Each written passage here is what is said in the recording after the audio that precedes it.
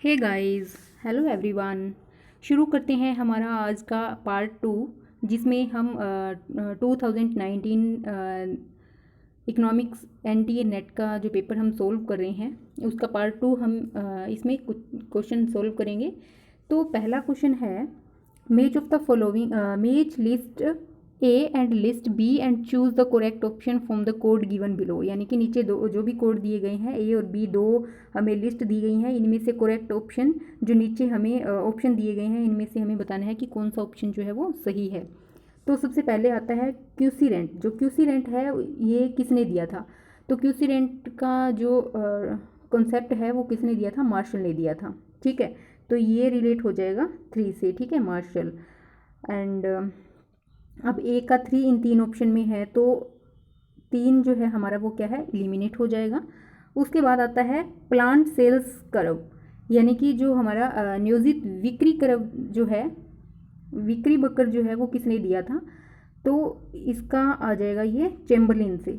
ठीक है, चैम्बरलिन, यानी बी का 4, बी का 4, बी का 4 ऑप्शन नंबर ए में आ रहा है। ठीक है, तो बी का 4 जो है इन दोनों में नहीं है, ये एलिमिनेट हो जाएगा। यानी कि हमें इन दो का पता है तो हमारा क्वेश्चन क्या है, राइट हो सकता है। ठीक है, ऑप्शन नंबर ए इसका राइट हो जाएगा।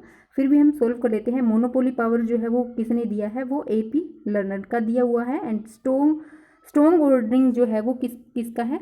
पीए सैमुअल्सन का। ठीक है, तो ये हो गया हमारा क्वेश्चन सोल्व। नेक्स्ट क्वेश्चन देखते हैं। नेक्स्ट क्वेश्चन में 2 स्टेटमेंट दी गई हैं, उसमें से एजर्शन एंड रीज़न दिया गया है। तो बताना है कि इनमें से कौन सी स्टेटमेंट जो सही है और उसका रीज़न जो है वो स्टेटमेंट का एक्सप्लेनेशन करता है या नहीं करता है। तो स्टेटमेंट ए जो है, यानी एजर्शन जो है वो क्या कहता है? Intellectual property rights were brought into the Uruguay round trade negotiations. यानी कि जो इंटेलेक्चुअल प्रॉपर्टी राइट्स है वो उरुग्वे राउंड ट्रेड जो था उस टाइम उरुग्वे राउंड नेगोशिएशन के टाइम जो है वो लाया गया था। तो ये बिल्कुल सही है, यानी कि intellectual property rights Uruguay round के तहत ही लाया गया था। एंड नेक्स्ट रीजन इसका क्या बता रहा है कि international trade restriction can be use to discourage the violation of intellectual property rights. यानी कि जो हमारा अंतर्राष्ट्रीय व्यापार जो प्रतिबंध है वो क्या है, जो इंटेलेक्चुअल प्रॉपर्टी राइट्स है उसके जो वोलेशन को जो क्या है, डिस्करेज करता है, यानी कि उसको हतोत्साहित करता है, इसलिए इसका यूज़ किया जाता है। तो ये स्टेटमेंट भी बिल्कुल सही है, लेकिन ये इसकी क्या है, सही एक्सप्लेनेशन नहीं करा है, क्योंकि दोनों क्या है, अलग अलग स्टेटमेंट है। एक क्या है उरुग्वे राउंड से जुड़ी हुई है और दूसरा क्या है जो इंटेलेक्चुअल प्रॉपर्टी राइट्स के जो वोलेशन है, जो भी इनका उल्लंघन हो रहा है उसको हतोत्साहित करने के लिए इसका क्या है, इसका यूज़ किया जाता है। तो दोनों स्टेटमेंट अलग अलग हैं, लेकिन स्टेटमेंट दोनों करेक्ट हैं। तो इसलिए इसका राइट आंसर क्या होना चाहिए? इसका राइट आंसर होना चाहिए option number B right answer होना चाहिए, यानी कि ए और आर जो हैं दोनों ट्रू हैं, but R is not the correct explanation of A. Next question है, when the market rate of interest fall which one of the following will happens. यानी कि जब मार्केट रेट ऑफ इंटरेस्ट है वो क्या है, जब गिरती है, मार्केट रेट ऑफ इंटरेस्ट जब गिर जाती है तो इनमें से कौन सा सही होगा? तो इसका राइट आंसर क्या होगा? इंटरेस्ट रेट जो है वो बॉन्ड प्राइस जो है उससे क्या है, नेगेटिव। तो इसमें जो मार्केट रेट ऑफ इंटरेस्ट है उसमें और जो बॉन्ड प्राइस है इसका क्या है, इससे रेट ऑफ इंटरेस्ट से क्या है, नेगेटिव रिलेशन होता है। यानी कि जब रेट ऑफ इंटरेस्ट गिरता है तो बॉन्ड प्राइस जो है वो बढ़ता है। ठीक है, तो इसका हमारा राइट ऑप्शन जो है वो क्या होना चाहिए? ऑप्शन नंबर सी हमारा राइट आंसर होना चाहिए, यानी कि बॉन्ड प्राइस जो है वो क्या है, राइज होंगे, will rise, and bond yield जो है, यानी कि बॉन्ड का जो प्रॉफिट है, इसका जो बेनिफिट है, यानी कि इसका जो प्रतिफल है वो क्या है, वो गिरेगा। ठीक है, तो इसका हमारा राइट आंसर क्या हो जाएगा? ऑप्शन नंबर सी इसका राइट आंसर हो जाएगा। नेक्स्ट क्वेश्चन है, the whole burden of tax will be burden the whole burden of tax will be borne by the consumer if, यानी कि पूरा का पूरा जो टैक्स का बर्डन है वो क्या है, कंज्यूमर पर गिरता है। तो कौन सी सिचुएशन होती है वो हमें बताना है। तो इसका राइट आंसर होगा, इसमें क्या होता है, जब इसमें आप क्या है एक याद रख सकते हैं, जैसे डिमांड से रिलेटेड आप एक याद रखोगे तो जो सप्लाई है वो इसके बिल्कुल अपोजिट होता है। ठीक है, तो इसमें जब डिमांड जो है वो इलास्टिक होती है, ठीक है, परफेक्टली इलास्टिक होती है, डिमांड इलास्टिक होती है, तो पूरा का पूरा जो बर्डन है, टैक्स का बर्डन जो है वो क्या है, कंज्यूमर पर पड़ता है। ठीक है, और अगर डिमांड जो है वो इनइलास्टिक होती है तब क्या है, ये विक्रेता पे पड़ता है। ठीक है, यानी सेलर पे पड़ता है। और जब डिमांड जो है वो लेस इलास्टिक होती है तो क्या है, क्रेता पे ज़्यादा पड़ेगा और विक्रेता पे कम पड़ेगा। और जब मोर इलास्टिक होती है तो क्या है, विक्रेता पे ज़्यादा पड़ता है। और ज़ीरो होती है तो दोनों पे क्या है, इक्वल पड़ता है। ठीक है, और सप्लाई में इसके क्या है, बिल्कुल अपोजिट हो जाता है। तो हमारा इसके अकॉर्डिंग हमारा राइट आंसर क्या होगा, ऑप्शन नंबर ए हमारा राइट आंसर हो जाएगा। यानी कि the demand for the commodity is perfectly elastic, यानी कि डिमांड फॉर द कमोडिटी जो है वो परफेक्टली इलास्टिक है और supply is the perfectly in elastic. अब देखो दोनों अपोजिट हैं, जब डिमांड जो है वो इलास्टिक होगी और सप्लाई जो है वो इन इलास्टिक होगी तो क्रेता पे पड़ेगा। ठीक है, नेक्स्ट क्वेश्चन है, identify the correct chronological order for the following. यानी कि हमें ये यहाँ पे क्या है, चार थ्योरीज दी गई हैं, तो इनको हमें क्रोनोलॉजिकल ऑर्डर में सेट करना है। सबसे पहले है हेग थ्योरी ऑफ इन्वेस्टमेंट, तो ये कब दी गई थी, ये दी गई थी 1932 में दी थी। नेक्स्ट है फिशर थ्योरी ऑफ इन्वेस्टमेंट, ये 1906 एंड 07 के बीच में दी हुई है। नेक्स्ट है जोर्गेन्सन्स थ्योरी ऑफ इन्वेस्टमेंट, ये 1970-71 के बीच में है। और मार्कोविस थ्योरी ऑफ इन्वेस्टमेंट ये कब दी गई थी, 1952 में। तो इसके अकॉर्डिंग हम इसको लगा सकते हैं। सबसे पहले क्या आ जाता है हमारा, फिशर ने सबसे पहले दी थी 1906 एंड 07 के बीच में। ठीक है, यानी दो हमारा सबसे पहले आ जाएगा, तो दो इसमें ऑप्शन नंबर ए हमारा बिल्कुल राइट आंसर हो जाएगा। उसके बाद ए हेग का मॉडल आता है, उसके बाद मार्कोविस का है, लास्ट में आता है जोर्गेन्सन का जो 1970 एंड 71 में दिया था। ठीक है, तो इस तरह से आप इसको नोट भी कर सकते हैं या इसका स्क्रीनशॉट भी ले सकते हैं। ओके, देखते हैं नेक्स्ट क्वेश्चन है which of the following is a function of SEBI, यानी which of the following is a function of SEBI, यानी कि जो सेबी का कार्य इनमें से कौन सा है। ठीक है, वो हमें बताना है निम्न में से। तो इसका राइट आंसर क्या होगा, ऑप्शन नंबर डी इसका राइट आंसर हो जाएगा, यानी कि regulation of primary and secondary security market, इसका राइट आंसर हो जाएगा। नेक्स्ट क्वेश्चन है विच one of the following is the correct sequence in the ascending order of magnitude, यानी कि इसको असेंडिंग बढ़ते क्रम में इसको लगाना है। ठीक है, असेंडिंग और बढ़ते क्रम में लगाना है कि जो ये SLR है, MSFR है, रेपो रेट है, रिवर्स रेपो रेट है। तो इसमें फर्स्ट ऑफ ऑल क्या हमें ध्यान में रखना है कि जो SLR है हमारी ये सबसे ज़्यादा होती है। ठीक है, SLR क्या है, अधिकतम इसकी होती है पावर जो है वो 40% तक हम इसको जो है वो निर्धारित कर सकते हैं 40% तक। ठीक है, और उसके बाद आता है रिवर्स रेपो रेट क्या होता है, रेपो रेट से कम होती है, यानी कि सबसे कम रेट जो होती है वो क्या होती है, रिवर्स रेपो रेट होती है। तो इसके अकॉर्डिंग हम जो है राइट आंसर कैसे निकाल सकते हैं कि असेंडिंग ऑर्डर में लगाना है, यानी बढ़ते क्रम में।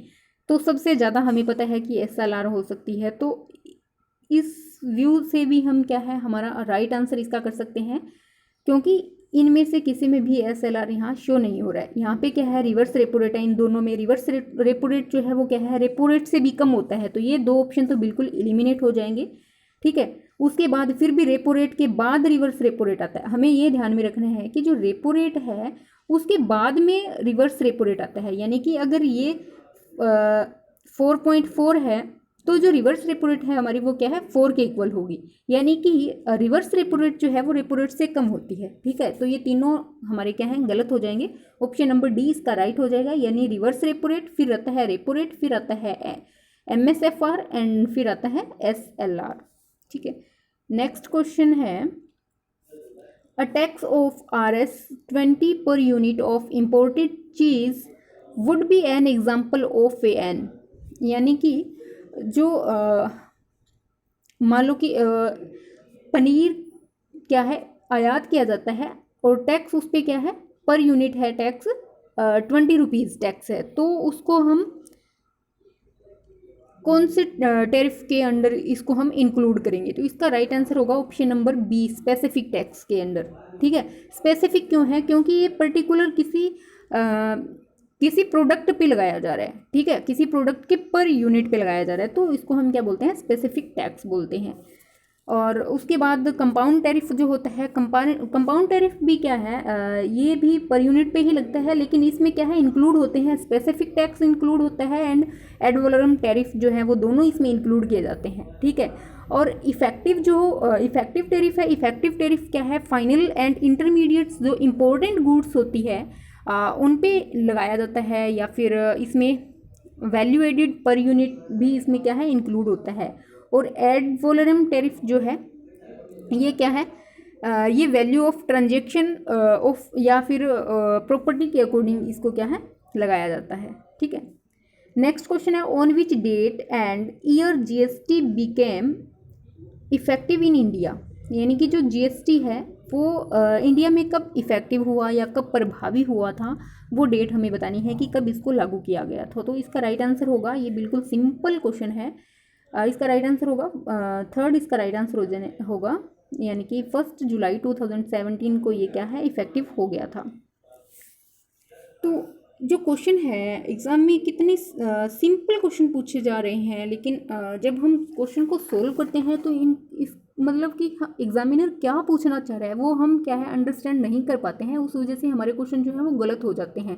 ठीक है, तो यहाँ पे मेरा पर्पज़ सिर्फ यही रहेगा कि आप जो है वो क्वेश्चन की जो फॉर्म है या एग्जामिनर इस क्वेश्चन में क्या पूछना चाह रहा है उसको समझें, उसके बाद आप जो क्वेश्चन है वो इजीली सोल्व कर पाएंगे। अगर हमें क्वेश्चन नहीं भी आता है फिर भी हम क्या है उसको इजीली सोल्व कर लेते हैं। कैसे?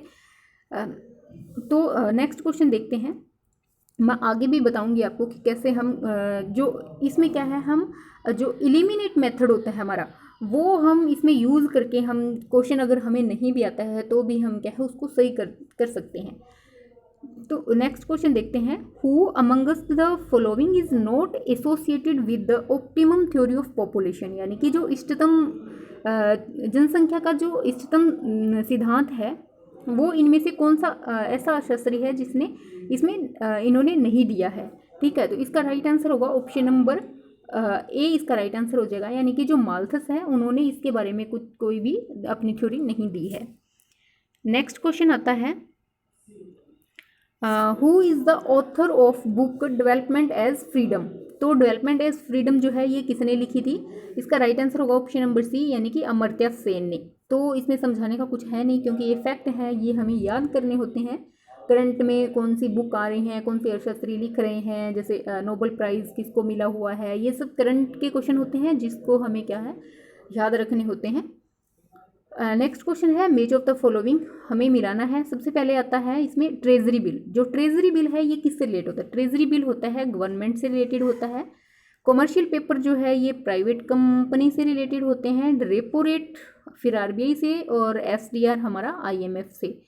यानी इसके अकॉर्डिंग हमारा जो राइट आंसर है वो क्या बनना चाहिए, यानी A का है 3rd एंड B का है 4 एंड फिर रेपो रेट का है 1 एंड फिर 2। ठीक है, 3 4 1 2 राइट आंसर हो जाएगा हमारा 3 4 1 2, यानी C हमारा इसका क्या है राइट आंसर हो जाएगा। ठीक है, C इसका राइट आंसर होगा। नेक्स्ट क्वेश्चन है, 2 series are given as under. 2 series हमें दी गई है, ये 1 - 1/2 plus 1/4 plus 1/8 plus 1/16 plus 1/13 plus up to infinitive. ठीक है। ऐसे ही सेकंड सीरीज़ हमें दी गई है, ये भी क्या है, अप टू इन्फिनिटी है। अब ऑप्शन हमें दिए गए हैं कि A is convergent while two is divergent series, यानी कि हमें ये दिए गए हैं कि दोनों सीरीज़ जो है वो कन्वर्जेंट है या डाइवर्जेंट है। सबसे पहले हमें ये समझना होगा इसमें कि जो कन्वर्जेंट सीरीज़ है और डाइवर्जेंट सीरीज़ है वो होती क्या है आखिर में, ठीक है।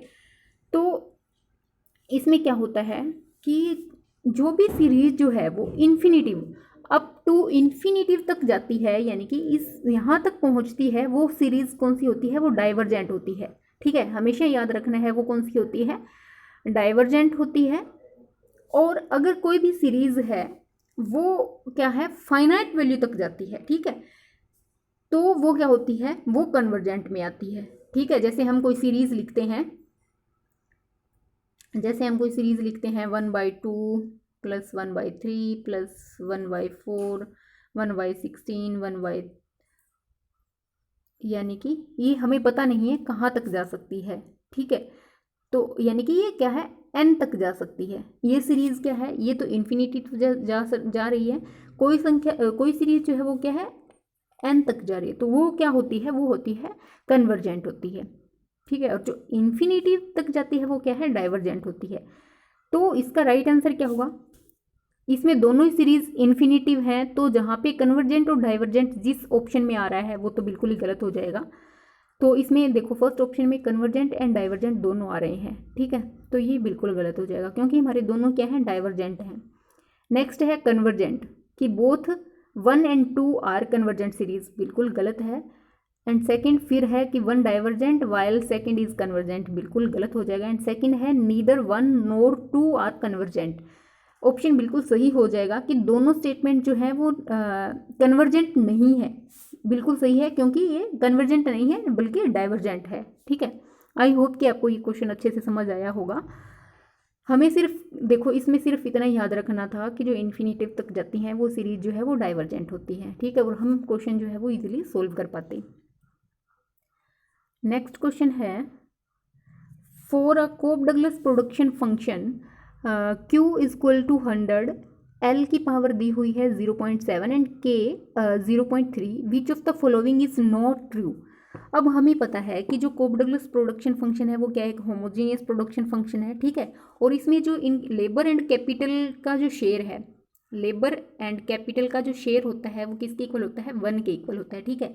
और ये क्या है 0.7 + 0.3 यानी कि 1 के इक्वल है, ठीक है। तो इसमें ऑप्शन हमें क्या देगा कि it is linear homogeneous production function, बिल्कुल सही है, ये प्रोडक्शन फंक्शन होता है। It is characterised by constant return to scale, बिल्कुल सही है, ये स्थिर पैमाने के प्रतिफल पे बेस्ड होता है। नेक्स्ट है it has zero elasticity of factor substitution, बिल्कुल गलत हो जाएगा ये। और हमें पूछा क्या है, नो ट्रू ही ऑप्शन पूछा, तो हमारा राइट आंसर क्या हो जाएगा, ऑप्शन नंबर सी इसका राइट आंसर हो जाएगा, ठीक है। It is characterised by unit elasticity of substitution, बिल्कुल सही है, यूनिट इलास्टिसिटी होता है, ठीक है। एंड नेक्स्ट क्वेश्चन आता है, नेक्स्ट क्वेश्चन देखते हैं, arrange the chronological order following economics in relation to their contribution in theory of consumer behaviour, choose the correct answer. इसमें हमें बताना है कि कौन अलग अलग अर्थशास्त्री दिए हैं, इसमें बताना है कि कौन से अर्थशास्त्री ने थ्योरी ऑफ कंज्यूमर बिहेवियर में कंट्रीब्यूट किया और उनको क्रोनोलॉजिकल ऑर्डर में लगाना है। तो सबसे पहले किसने किया था, सबसे पहले आते हैं हमारे मार्शल आते हैं, ठीक है, सबसे पहले आते हैं मार्शल, मार्शल ने दिया था। उसके बाद आते हैं सैमुअल्सन, सैमुअल्सन आते हैं, फिर आते हैं J.R. हिक्स। और जहाँ पे हिक्स और एलन दोनों इकट्ठे आए तो वो दोनों एक साथ होंगे हमेशा, क्योंकि इन दोनों ने एक साथ ही काम किया है, ठीक है। हिक्स के बाद आते हैं फिर एलन के बाद आता है R. स्टोन। तो हमारा राइट आंसर क्या हो जाएगा, ऑप्शन नंबर डी हमारा राइट आंसर हो जाएगा, यानी कि मार्शल, सैमुअल्सन, फिर हिक्स, फिर RGD Allen and R. Stone. तो ये थे आज के हमारा सेकंड पार्ट। इसमें हमने फिर कुछ क्वेश्चन सोल्व किए हैं, हमारे टोटल क्वेश्चन जो हैं वो 27 जो हैं वो सोल्व हो चुके हैं। बाकी के क्वेश्चन हम इसी तरह नेक्स्ट पार्ट में कवर करेंगे। और गाइज़ आपकी कोई भी इस चैनल के प्रति कोई भी अपना पर्सनल ओपिनियन है या फिर कोई सजेशन देना चाहते हैं तो आप मेरी मेल ID है इको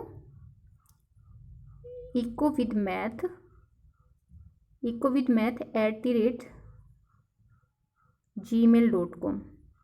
ठीक है, वहाँ पे आप इस मेल आईडी पे आप मुझे मेल भी कर सकते हैं। आपकी जो भी क्वेरीज हैं वो भी आप पूछ सकते हैं पर्सनली मुझसे। हाँ, ओके गाइस, मिलते हैं नेक्स्ट पार्ट में।